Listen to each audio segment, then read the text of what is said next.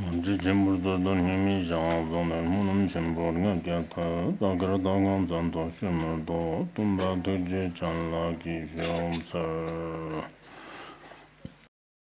benefit beings, please generate bodhicitta before teaching. Today, we will be talking about the classic of filial piety, the profound traditional culture. This class will probably take approximately an hour, and afterwards we will proceed with a dedication ceremony. During the dedication, some people who are attending the class today may not understand its meaning, but if you recite along with the words, it will be beneficial for your physical and mental health, family harmony, and many other aspects. Recently, during the May Day holiday, we've had more tourists coming here.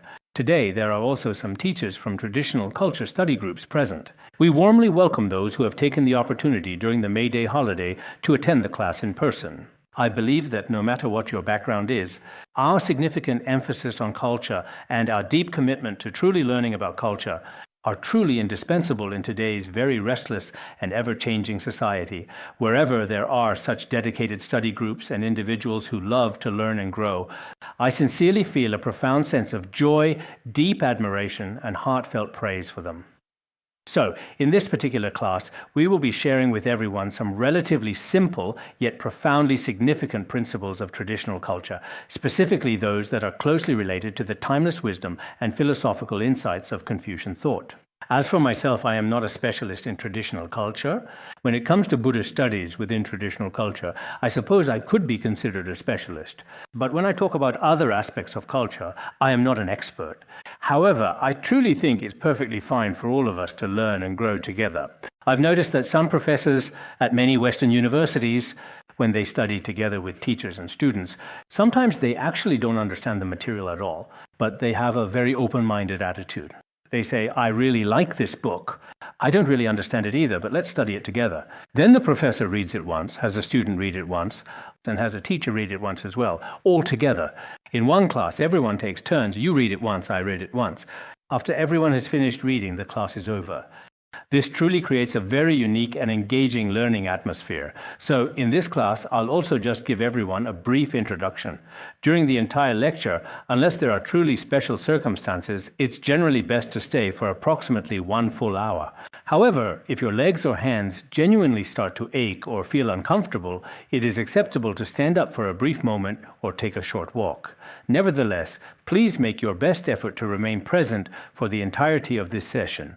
That is my humble and earnest request. Additionally, if any of teachers present here have not yet silenced their mobile phones, please do so. Otherwise, it might very well indeed disturb those around you during the current lecture. Next, we'll continue with the previous topic on the classic of filial piety. The classic of filial piety mainly discusses the culture of filial piety. Earlier, it talked about the profound filial piety of the emperor. It also discussed the filial piety of feudal lords, as well as that of high officials and ministers. So today, we'll talk about the third group, scholars. Generally speaking, scholars were quite similar to today's modern civil servants. They had to show due respect to the reigning emperor, the various feudal lords, and the high officials who were above them. They were always expected to follow instructions and carry out orders precisely as directed.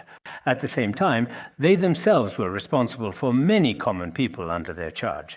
That is to say, the commoners referred to below. These individuals indeed also needed to be effectively managed by them. In this way, it's similar to today's situation with civil servants, intellectuals, or even some successful entrepreneurs. These are individuals who hold certain official positions and possess a certain social status, completely different from ordinary commoners. Moreover, among them, there were also distinctions: upper level, middle level, and lower level scholars.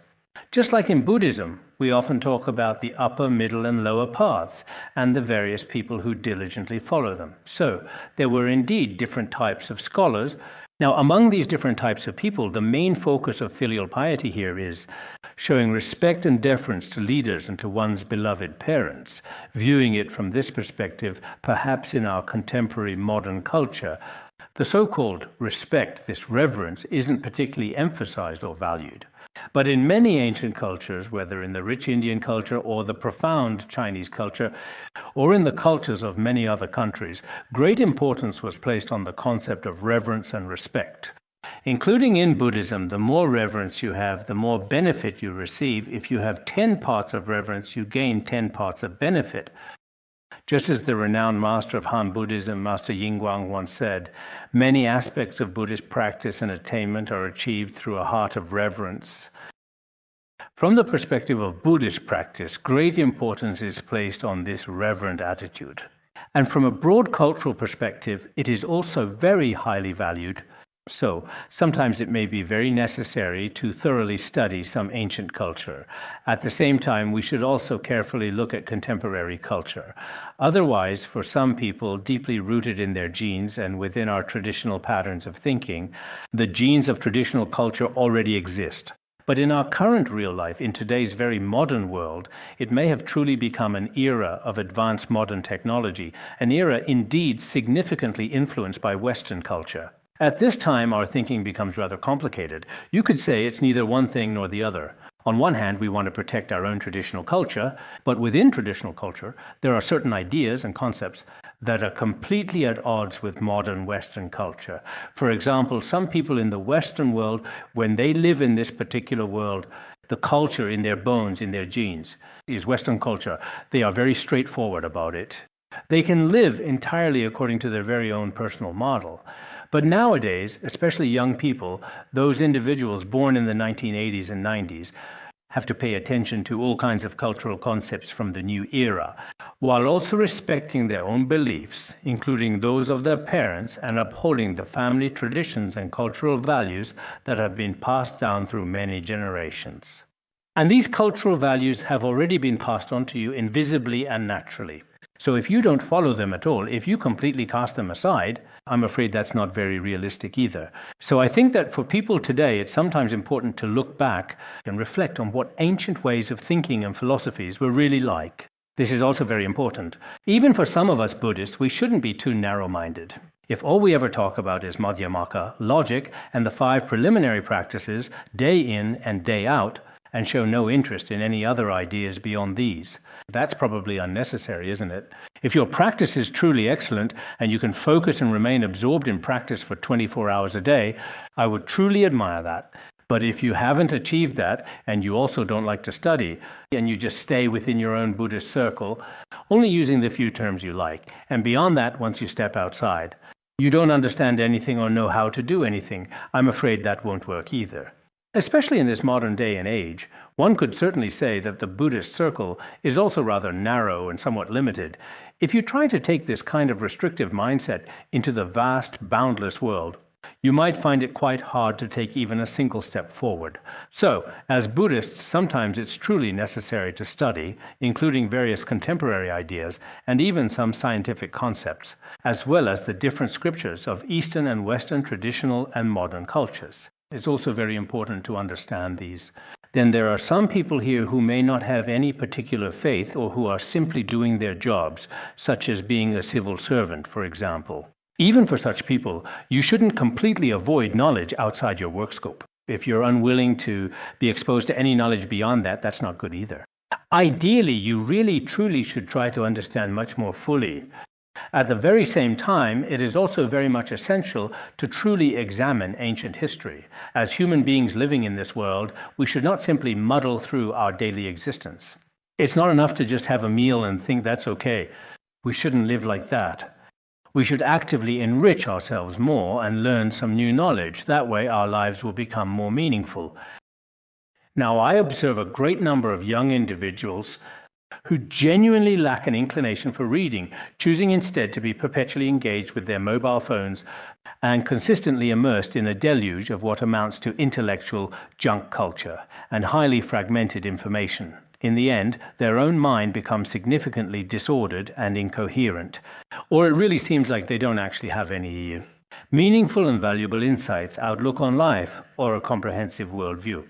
Therefore, each individual should dedicate a portion of their time, even while diligently executing their primary professional duties, to delve into literature, specifically books of profound depth and extensive breadth of knowledge, as this practice holds significant and immediate importance in the current era. So what exactly are we going to be talking about here today?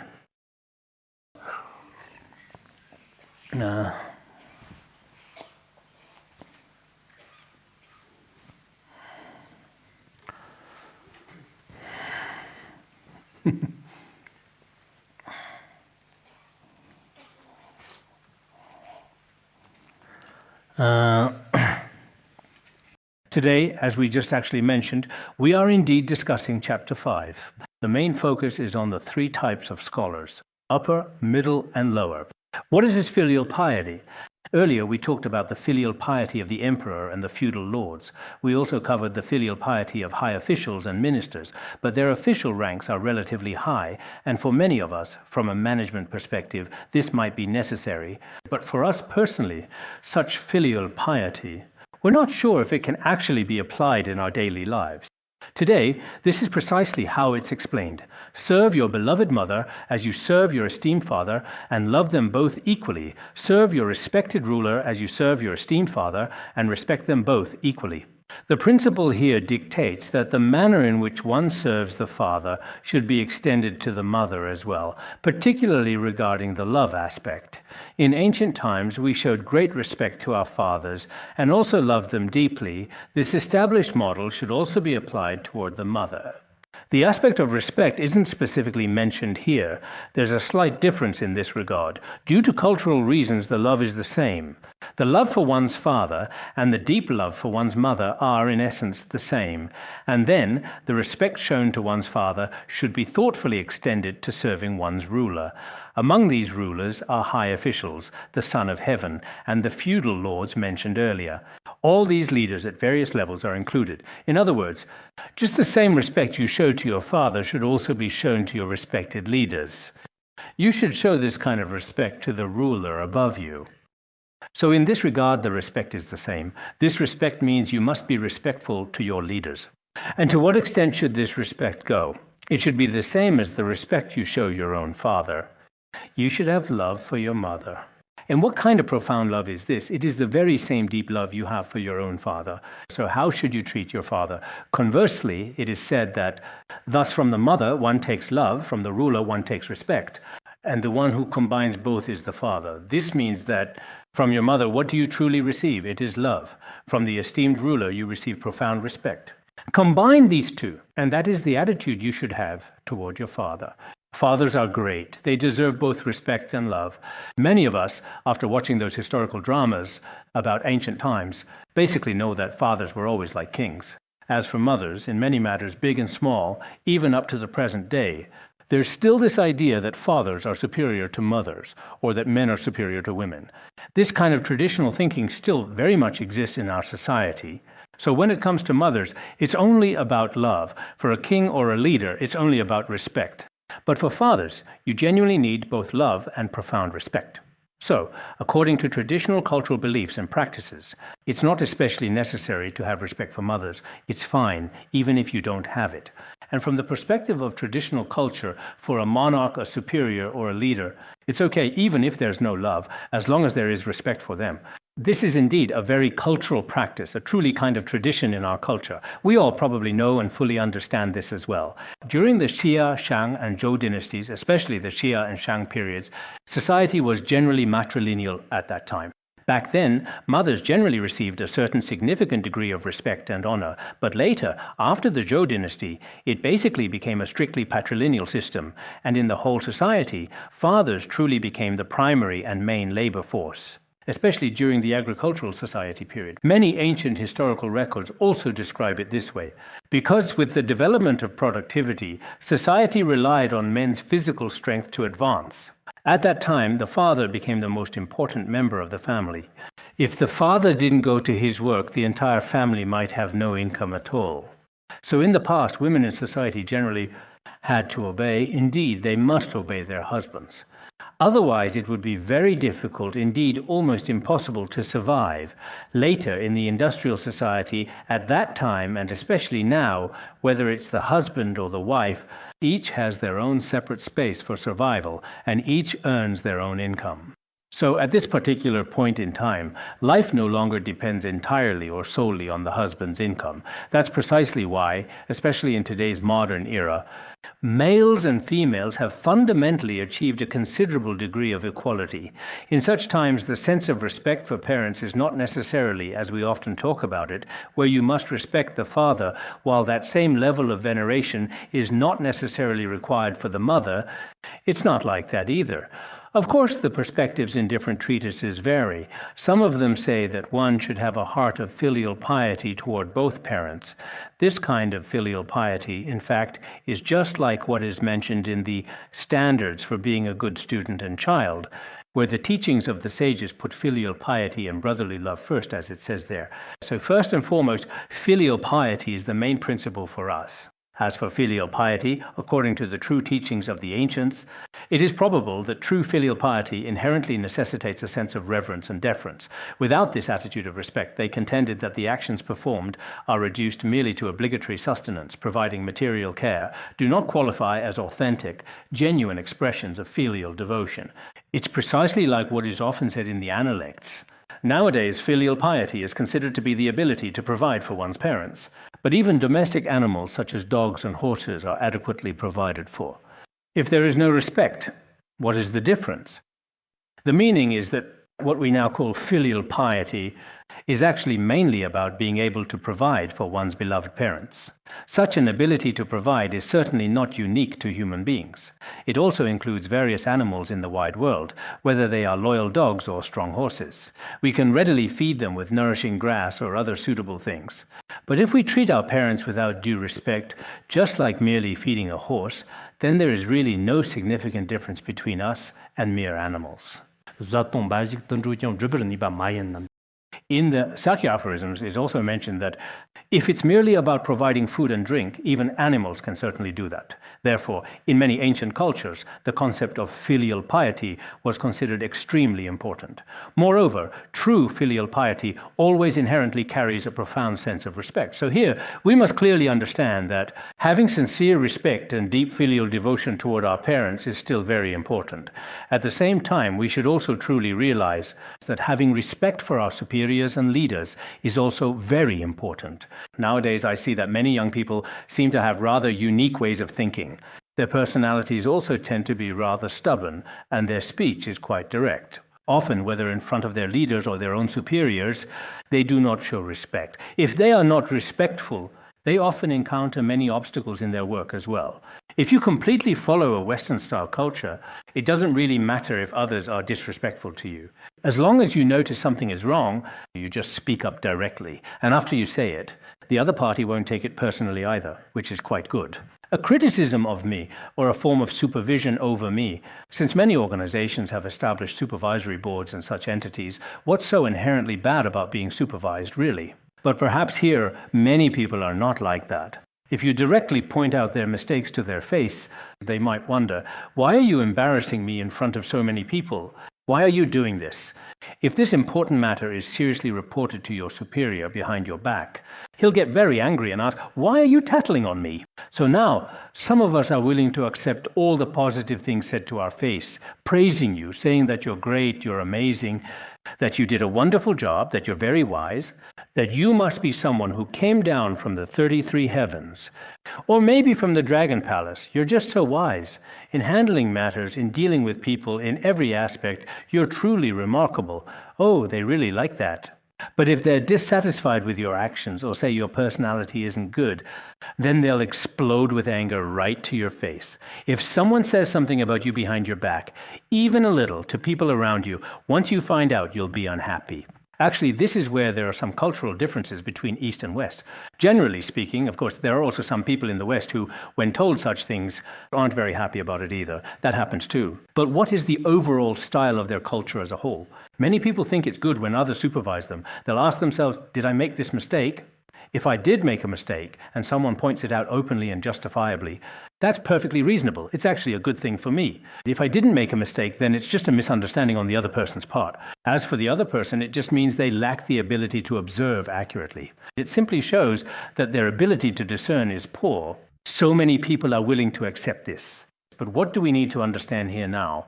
whether it's towards superiors or those above us, maybe we show a bit more respect. My suggestion here, whether you're a civil servant or a leader, many people feel that perhaps because of movies and TV nowadays, they've learned some Western culture and certain things from them, so they think it's great and refreshing to point things out directly. Then they speak out directly, but what they didn't expect was a couple of days later, then you officially get a notice saying you have to leave. At that point, you leave with tears in your eyes, feeling dejected and very sad. Actually, sometimes it might just be that you really lack skillful means. Even though you have a valid point, nowadays, many young people often think, I'm firmly right. But sometimes, even if you are always right, it doesn't readily mean that others can fully accept it. Or maybe you are right, but in some situations, your reasoning might not be accepted. So sometimes, no matter what particular level of society you're currently in, it's very important to always have skillful and effective means in handling various problems. In Buddhism, this is called skillful means.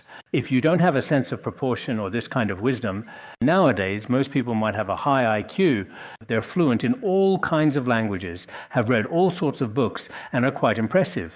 Especially the younger generation nowadays, they've watched all the TV series and movies. They've seen all of these, are well-read and knowledgeable, truly admirable. As soon as they hear about a celebrity, any celebrity in the world, they could write a biography about all of them without any problem. They know all about their entire lives at a glance. It's truly very impressive. And they can recite all those TV shows and movies from memory.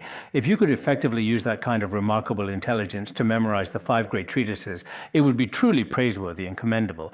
But when it comes to actually handling problems, sometimes they simply don't know how to properly observe or analyze them. They don't understand the people around them or what their superiors are like, and they don't grasp how all these layers of relationships work. They think that as long as they have a reasonable opinion, everyone will accept it. But that's actually not the case. So I think that while having a high IQ is important, emotional intelligence is also crucial, and after that there's also adversity quotient, which is very important too. During your daily work, you might indeed encounter some unexpected and challenging situations. This is true even for us Buddhists and practitioners. Many practitioners are like this. They think, I've encountered another obstacle. Should I switch to another volunteer department? Then they go to a new department, stay for a week or two, and feel, wow, it seems I can't stay here either. It looks like the conditions aren't auspicious, so they want to switch again. If that's the case, it shows that sometimes it might be related to your own personal emotions and how you handle problems and situations, and also your very own, quite truly. Of course, in Buddhism, it's said that karmic forces from past lives may differ. Because once the wind of karma just really starts to truly blow, you're like a yellow leaf that has no choice but to drift with the wind. There's nothing you can do about it. So here, when we are talking about the concept of respect, this is indeed just one particular perspective. Therefore, in our everyday daily lives, whether it's according to traditional cultural values or other philosophies, even if you don't genuinely respect your leader in heart, but it's still better to at least pretend to be respectful on the surface. Because in order to truly stay here and actually survive, I have experienced this situation before myself. Even among Buddhists, there are some who are especially dissatisfied behind the scenes. But on the surface, they act just like everyone else. Sometimes I even think this person is really good, truly not bad at all. This way is a bit better. Although I personally wouldn't do this because here, for example, among Buddhists, there are some who don't treat me well. If he himself meets all the requirements in the institute, no matter what, I've never thought about expelling anyone or anything like that. If he doesn't meet the requirements, then there's nothing I can do. Indeed, especially when it really comes to significant personal relationships, sometimes I wonder in my heart, why is this person like this? I've taught him so much Dharma, and every time he responds in this way, I do indeed have these kinds of feelings deep inside. But in my actions, after all, I am a devoted Buddhist. This is something I can definitely do. I have also made solemn vows in the past, during the entire process of managing various things, including when my previous guru, the precious one, was still alive. There was a time when I also went to see my guru. I said that because of my own ignorance, because I truly didn't understand the situation, I might have handled some issues with a certain bias.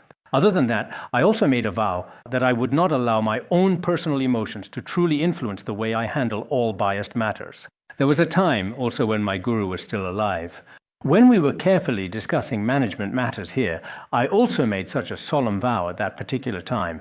It was precisely the same, but indeed in other various levels of society, I see that some young people nowadays, especially those influenced by different cultures, are not very skillful or adept in handling matters. Moreover, when it comes to dealing with their immediate superiors or leaders, they should handle these important relationships properly and effectively. It is indeed best, as mentioned here, to truly have such a deep sense of respect. Of course, as we just mentioned, the content here talks about having genuine respect and love for one's father and love for one's mother. But according to Buddhist teachings, we should have respect for both parents. There's a Buddhist scripture called Itivartaka Sutra. In Itivartaka Sutra, it is stated, all those who wish for happiness and blessings should respect their parents. Both father and mother should be respected. Bow to them, make offerings, respect and love them, and live close to them.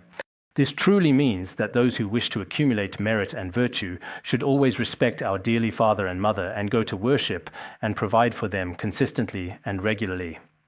And we should deeply respect and love them and stay very close to them. This is very important. Look at the Buddhist ideology. 2,500 years ago, it did not favor boys over girls. There is no respect or reverence for the father, and mother only needs love, and you may also be able to see this. Buddhist thought teaches that we should both respect and love our parents. Moreover, making offerings and paying respects, these are very important for parents. But nowadays, some young people may feel that these things are unnecessary. Just like we mentioned earlier, at best they might give their parents some money. If they remember, they make a phone call. If they don't remember, it seems like throughout the whole year, they never, ever even go to visit, not even once. Actually, this is truly not good at all. We Tibetans, have a very profound saying, a mother's heart is like pure flowing water. A child's heart, on the other hand, is as hard as stone. Mothers are always concerned about their children, but once the children grow up, they become indifferent. At a certain point, they just don't care anymore. We should also reflect on this kind of attitude. Some time ago, I also said that if our parents are still alive, we should care about them often, keep in touch, visit them frequently, and support them. Even if you just give them a little bit of financial support, they are still very frugal and appreciative. For example, if you have a little money yourself and you give some to them, they are very happy. But once they are gone, even if you want to support them or show them respect, you won't have the chance anymore.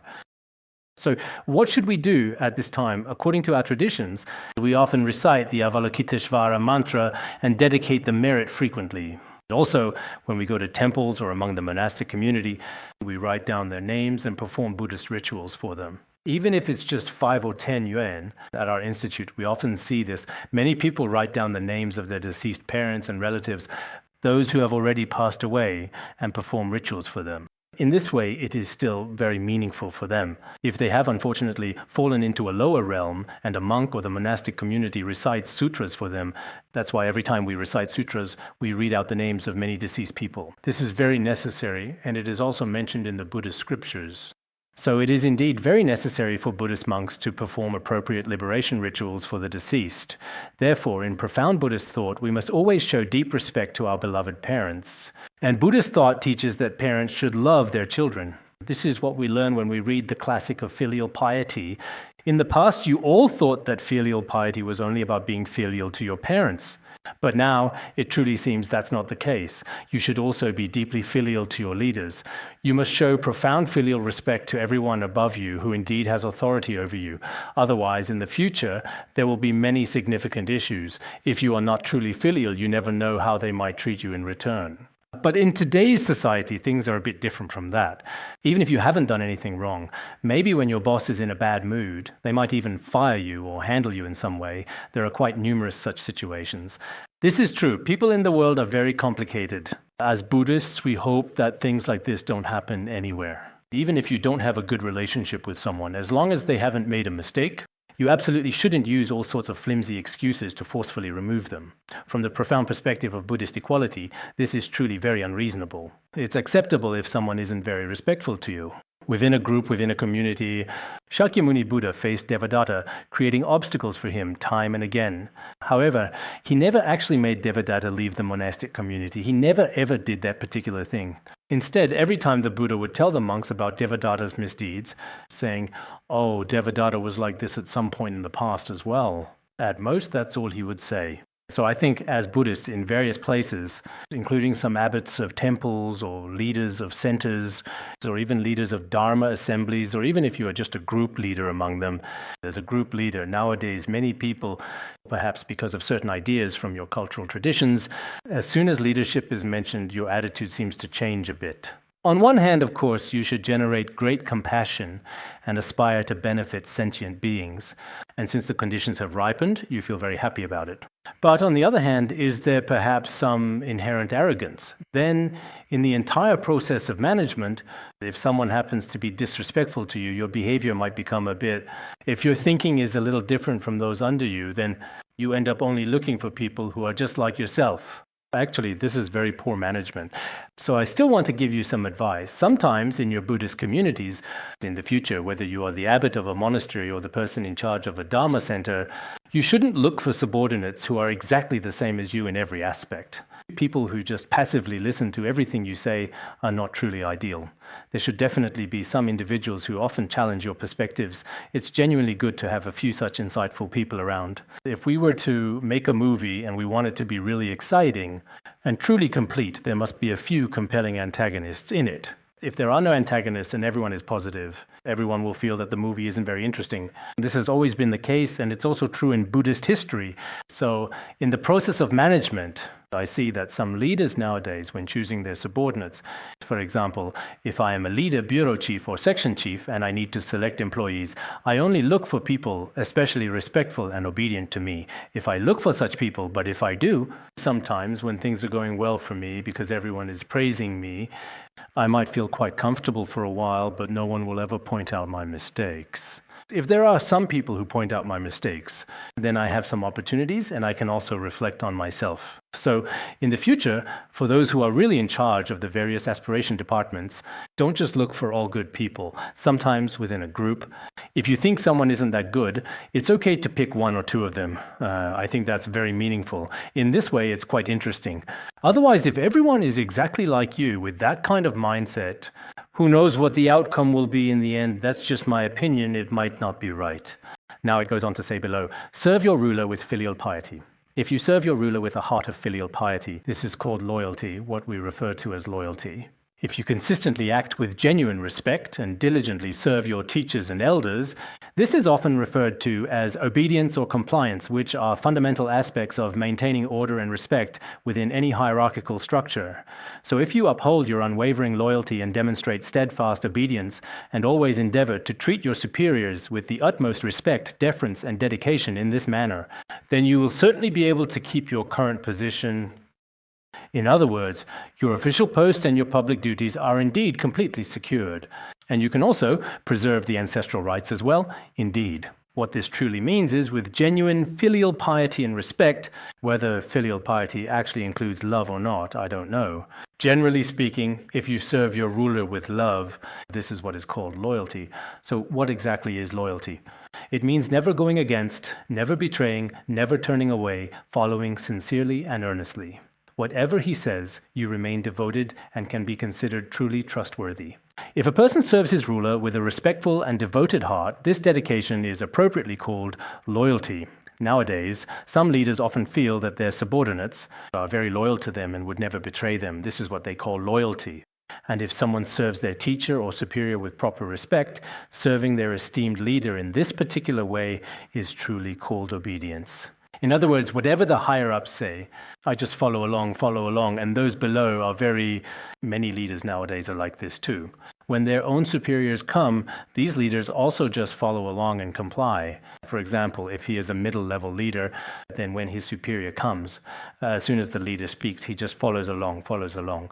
Whatever he tells his subordinates, they also just follow along, layer by layer. Sometimes the world works just like this. When the emperor comes, the feudal lords just follow along, carrying out his orders. Then when the feudal lords come, the high officials just follow along. When the high officials come, the scholars just follow along. When the scholars come, those below them, well, we know that even commoners are like this too. So sometimes in this world, although status is a kind of constructed phenomenon, and it's commonly called an unmanifest form, isn't that indeed right? In the Abhidharma Kosha, is status considered an unmanifest form? What exactly is it called? It's certainly not called a precept, is it? Nor is it a virtuous precept by any means. So what precisely is status according to the profound view of the Abhidharma Kosha? It should indeed be a truly existent dharma, shouldn't it? If it's a non-associated formations, it doesn't seem right, does it? Non-associated formations, there are 24 categories of the non-associated formations, right? Which one of those are we concerned with? Because invariably, the nature of status can often be quite complex and challenging to define. Even though it's not something that truly exists, sometimes it seems that once you have status, you yourself feel a bit different. What exactly is this then? This, my friend, is the profound loyalty and unwavering obedience we extensively discussed earlier.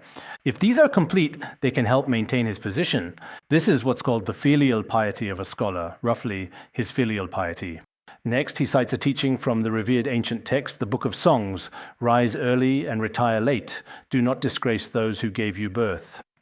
When considering the term su, it should be understood as referring to the daytime hours, specifically the act of getting up in the morning. And ye may distinctly means going to bed at night. Therefore, the meaning conveyed is to rise early and go to bed late. Isn't that right? Wu Tian Itian here, Suo Sheng, refers to one's beloved parents.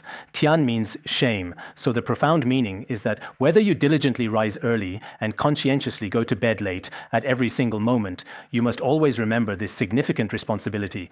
You must always act with profound respect and unwavering filial piety, and serve those you should respect and support with genuine love and dedicated care. Make absolutely certain that your beloved parents, who lovingly gave birth to you, never suffer any form of disgrace or profound shame. If you are not truly filial, or if you treat your superiors poorly, you might be dismissed immediately.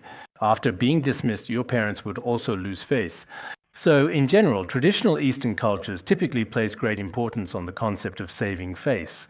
It seems that this is not the case in the West. For example, if someone truly doesn't have sufficient money, they feel especially and deeply embarrassed.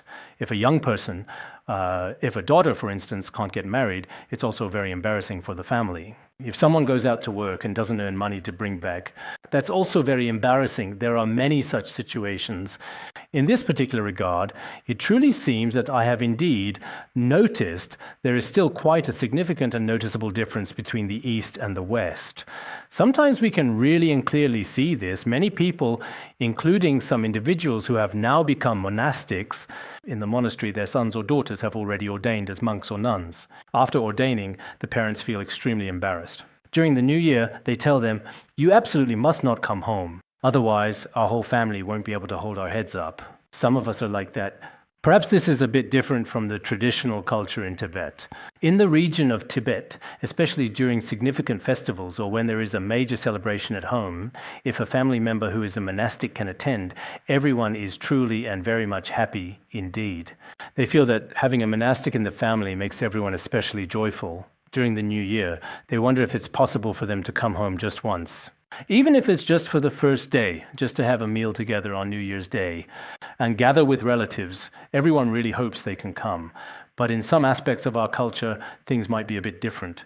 Some of our fellow practitioners here really, truly want to go home for the upcoming New Year celebration, but their parents temporarily won't approve the necessary paperwork. They simply don't give their explicit permission.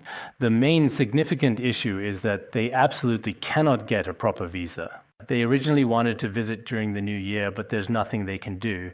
This may also be due to differences in traditional culture, which is understandable. They are also currently indeed living in such an environment as this. We have to go along with the ways of the world. There's no choice. It's necessary. So what we truly want to talk to everyone about here today is this very important point. The profound love and deep respect for parents is a little bit different, perhaps more nuanced. This is something significant we found and observed today. And in the teachings of Buddhism, the immense love and heartfelt respect for both fathers and mothers should be exactly the same, at least from this particular perspective. So in terms of Buddhist culture, there isn't really any significant difference regarding parents at all. However, in some scriptures, when they reach different places, the process of translation also incorporates certain cultural elements. I once read a very interesting and insightful book, and in that book it clearly said when some early Indian Buddhist texts were translated into Chinese, elements of filial piety and traditional Han culture were included in the Han translations, and some Buddhist doctrines in the sutras were also altered as a result. This was something a foreign scholar who had studied this for many years eventually wrote about in a comprehensive book, and he clearly said the very same thing there. But this is probably only in a very small number of specific cases. Even when we talk about the Vimalakirti Sutra now, Master Kuiji often used some versions that predated Kumarajiva's translations, and he didn't completely reject them. But he did say that in these older versions, there seemed to be some specific parts that weren't quite appropriate in various places here and there.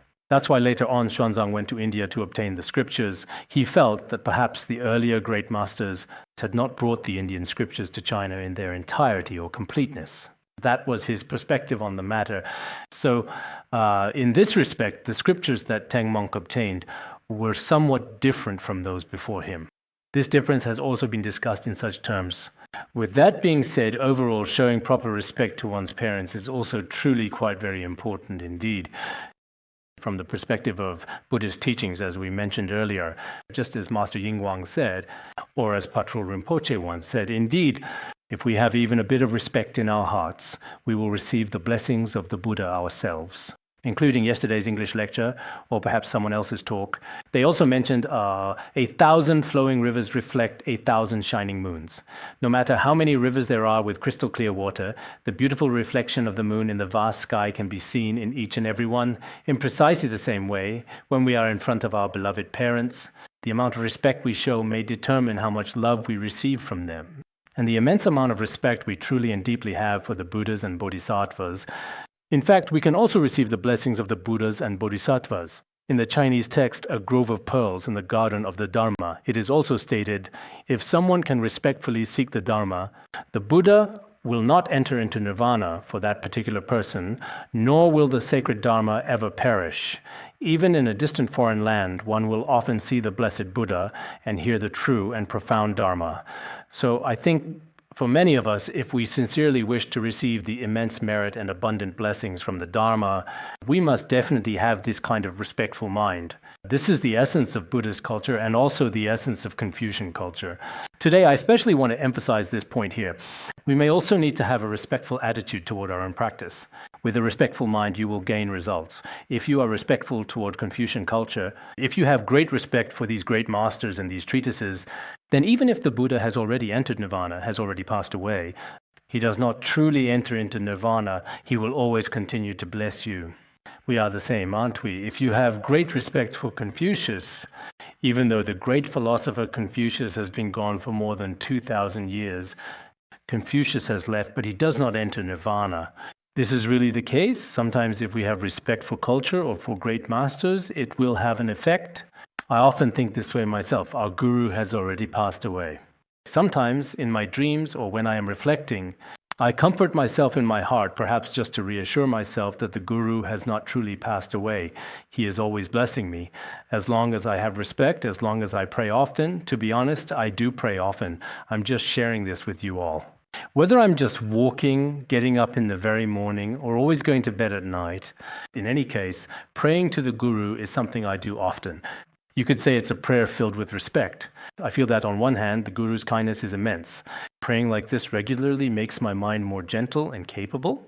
If I had no devotion to the Guru at all, even though the Guru's wisdom is boundless, he has no bias towards sentient beings. But if I don't pray to him, if I don't regularly supplicate him in this way, I may not necessarily receive his blessings.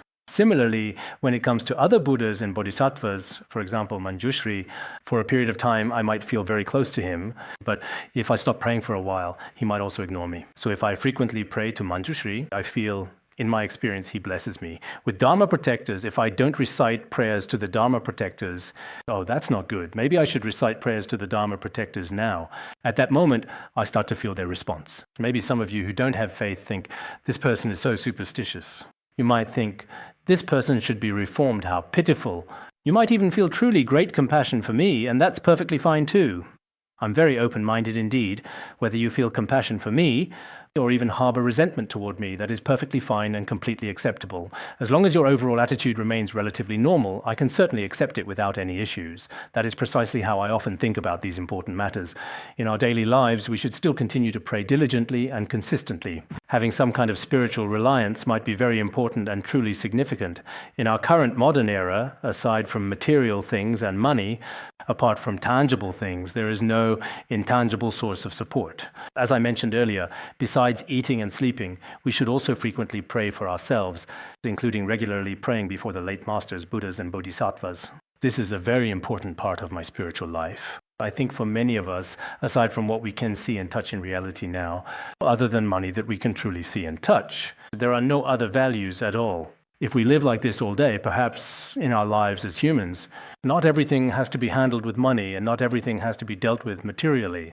A significant portion of our happiness and comfort should rely on some intangible things, including the power of religion and also some adjustments to our own body and mind, which are the sources of such happiness and comfort. Therefore, I sincerely hope that you don't necessarily have to study Buddhism. What I mean is not that you must take refuge in Buddhism. That's not the case. Nowadays, the idea of non-religion is being strongly promoted around the world.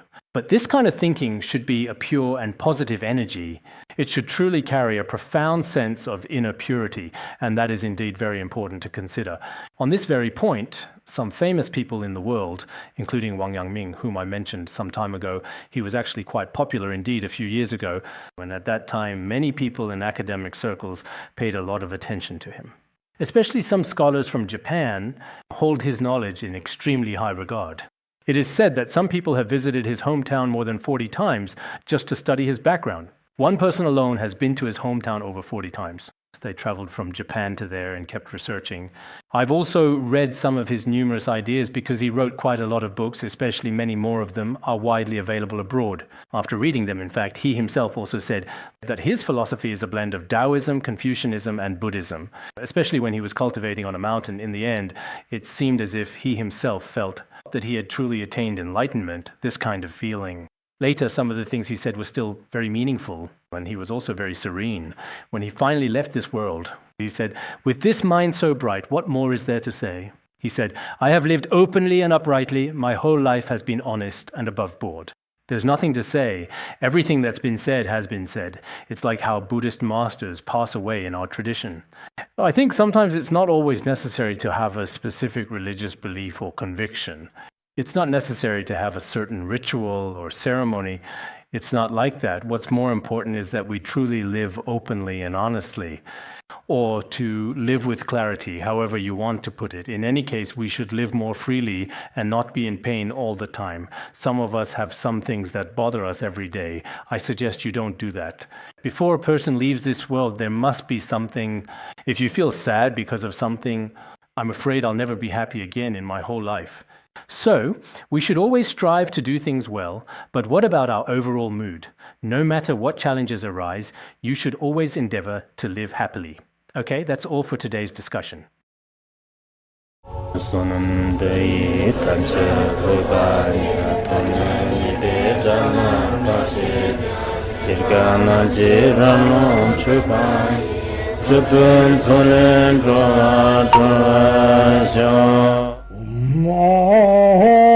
Bandangara Badna Sodargye